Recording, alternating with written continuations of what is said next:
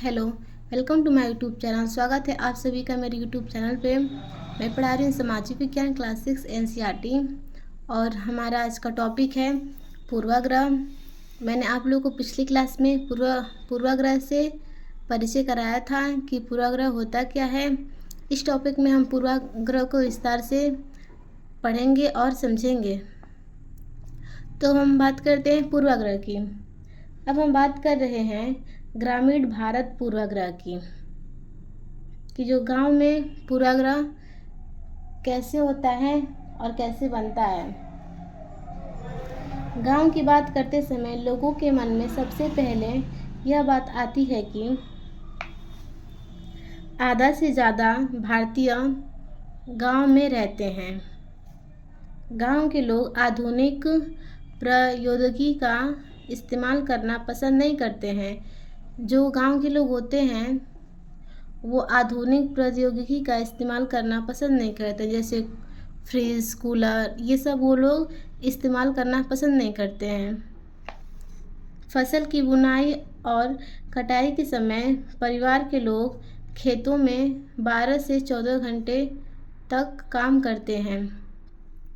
जब बुआई व कटाई का समय आता है तो जो गांव के लोग होते हैं अपने परिवार के साथ खेतों में जाते हैं और 12 से 14 घंटे तक काम करते हैं। वो लोग अपने पूरे परिवार के साथ जाएंगे और सब मिलजुल कर काम करते हैं। ग्रामीण लोग काम की तलाश में शहरों की ओर स्थानांतरण करने को बाध्य होते हैं। जो गांव के लोग होते हैं वो शहर में जाते हैं काम करने के लिए। वो शहर में इसलिए काम करने के लिए जाते हैं क्योंकि गांव में कोई रोज़गार नहीं होता है। बस किसान लोग वही खेती करते हैं, बुआई करेंगे, वही फसल बेचते हैं, तो उससे जो धन प्राप्त होता है उससे अपने घर में राशन लेकर आते हैं। तो जो गांव के लोग होते हैं वो शहर की ओर स्थानांतरण करने को बाध्य होते हैं। वो मजबूर होते हैं शहर की ओर काम करने को जाने को। अब हम बात करते हैं शहरी भारत को। अब हम शहरी भारत को देखेंगे कि जो शहर में लोग होते हैं उनके प्रति कैसी धारणाएं बनी हैं। देखिए, शहरी जीवन बड़ा आसान होता है। ये जो धारणाएं, जो ये पूर्वाग्रह बनता आ रहा है कि शहर में जो लोग रहते हैं उनका जीवन बहुत ही आसान होता है। यहाँ के लोग बिगड़े हुए और आलसी होते हैं। शहरी लोग केवल पैसे की चिंता करते हैं, लोगों की नहीं। शहरों में रहना बहुत महंगा पड़ता है।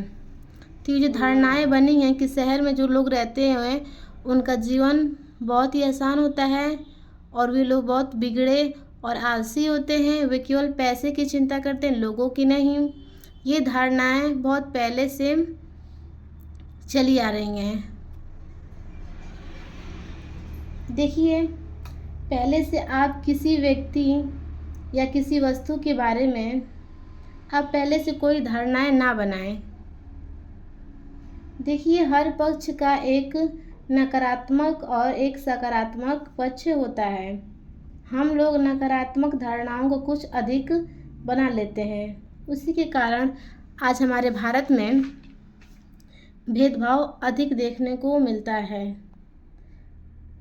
इसी के कारण हमारे भारत में दंगे होते हैं। भारत में जाति के आधार पर भेदभाव होता है।